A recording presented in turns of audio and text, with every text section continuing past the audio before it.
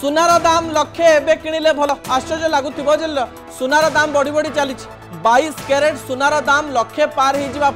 होशार मध्यवित्त मुंडरे हाथ दे बसिले जदि झील बाहागर हम पुओ बाहागर हम जदि क्या किसी दिहब ताले आम सुना केमती किणु जो मान पाखे अधिक पैसा अच्छी से माने भी टिके भावुंट सुना रेट कमी जाऊ एवं तापर आम सुना किणु किंतु सद्य तथ्य अनुजाई यही समय 2025 समय सुनारे इन्वेस्ट करबा सबुठु भल बोली फाइनेंशियल एक्सपर्ट बा इकोनॉमिक एक्सपर्ट माने कहबा आरंभ करिसंती सेमानंकर कहबा अनुसार जो समय भारतीय टंका दुर्बल होउची सेतेबेले भारतर रिजर्व बैंक रे सुना को गच्छित रखा जाउची अन्यपटे विश्व रे सुनार चाहिदा बढ़ी बढ़ी चलची ट्रम्प नीति पई सुनार चाहिदा एमिति बढ़ी कहा जाउची आशा करा जाउची जे 2026 शेष बेलू सुनार दाम 2,06,000 टंका पहुंची पारे अर्थात आपण आज जदि सुना किणुचंती ताहा गोटे वर्ष मध्य 2 लाख टंका ही जाई पारे एवं बड़ कथा हेउची लक्षे टंका सुना हेइथिबा बेले